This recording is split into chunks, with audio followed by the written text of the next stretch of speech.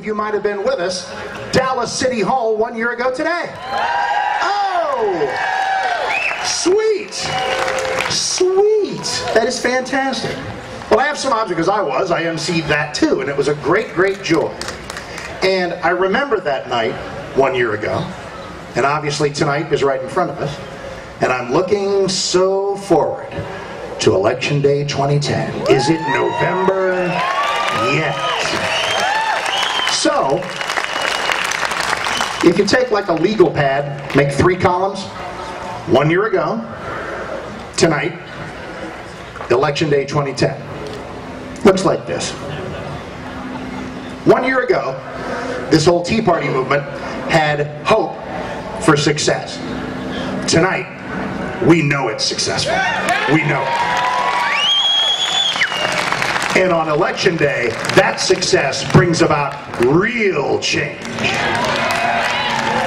1 year ago, big spenders in Washington didn't know what to make of us. Tonight, they do. Because on Election Day 2010, they will know that we meant what we have been saying. 1 year ago, the media covering the whole Tea Party phenomenon asked questions about us. Tonight, these last couple of weeks, they've been telling lies about us.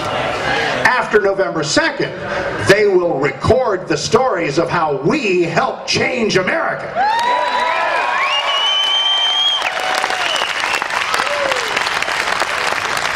A year ago, we wondered if we could keep this passion alive for more than a little while. Now, we know we can, and we focus on keeping it alive until November. Amen. And after November, we reset, focus, and get the job done in 2012. There is a gentleman who's going to bring some of his expertise up here, because an enormous amount of the Tea Party passion has to do with health care. And there's another term that gets thrown around a whole lot, because we have a feeling that the people in power now are trying to take us in that direction. And that is the very, very dark prospect of socialized medicine. To help fend that off, we have to understand what it is. I'm a physician here locally. I'm at John Peter Smith Hospital, and I'm wearing a white coat. I didn't get invited to the White House. I actually get my coat dirty seeing patients as opposed to being in an ivory tower. So I'm glad to be here with you this evening. I just wanted to go over a few issues regarding the Obamacare bill, and I want to talk to you about three different aspects of being an American from my unique perspective. As a physician, first of all, I'm real concerned about the Obamacare bill. I work in the academic area. I do some teaching with students and as well as medical residents. I'm also in private practice and work for both the state and the county government in Tarrant County.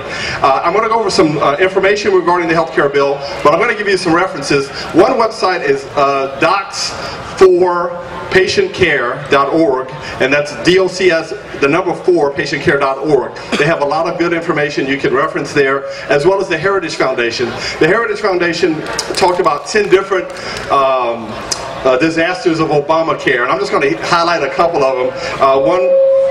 One is that new spending is going to grow the federal deficit by about $2.5 trillion, according to the Heritage Foundation.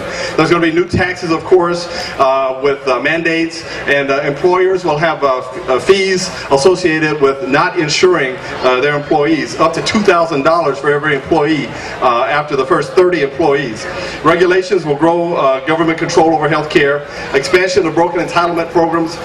They're expecting about 32 million newly insured patients by 2019 with a program that already can't handle and is overburdened as it is.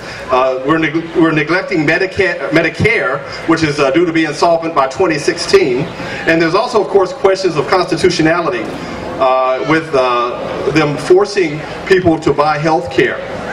I also have concerns about rationing. I know rationing is going to be part of this because they're going to have to do it. The end-of-life counseling is part of rationing with the death care panels. Hospitals will be fined for re-hospitalizing people, which means, again, there's going to be worse health care.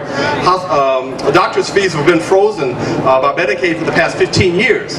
Now, so the best and brightest people are not going into medicine right now. So the future of health care is looking rather bleak. Tort reform, of course, was not addressed as well in this Obamacare bill. So some issues have not been taken care of in that respect. We have to return to fiscal responsibility to fix this problem. We're going to have to replace elected officials that chose not to listen and follow the Constitution and the Declaration of Independence.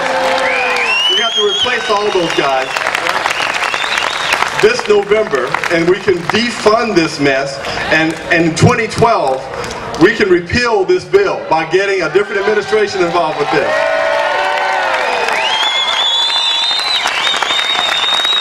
Dr. Benjamin Rush was one of the top 3 founding fathers, and most people don't know Dr. Benjamin Rush, but he was, along with Benjamin Franklin and George Washington, was one of the top 3. He said that patriotism is as much a virtue as justice and is as necessary for the support of societies as natural affection is for the support of families. The love of country is both a moral and a religious duty. It comprehends not only the love of our neighbors, but of millions of our fellow creatures, not only of the present, but of future generations. We've got to look out for future generations.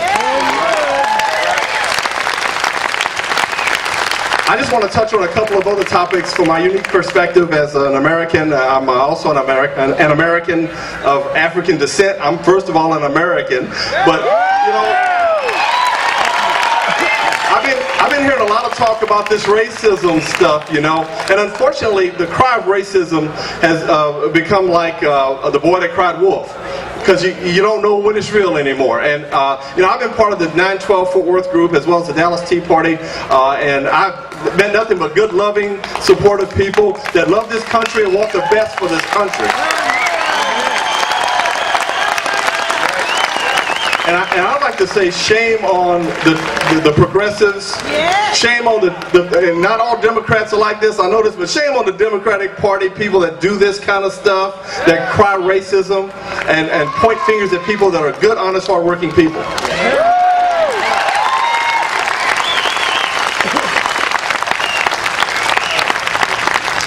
I've only got a few seconds here, but I do want to mention one other thing. I'm third of all, a Christian American, and that's the most important part.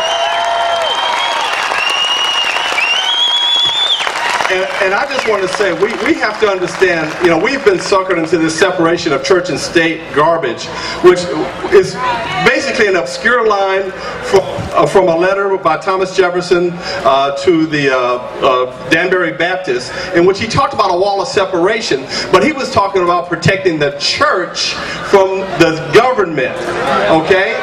All right?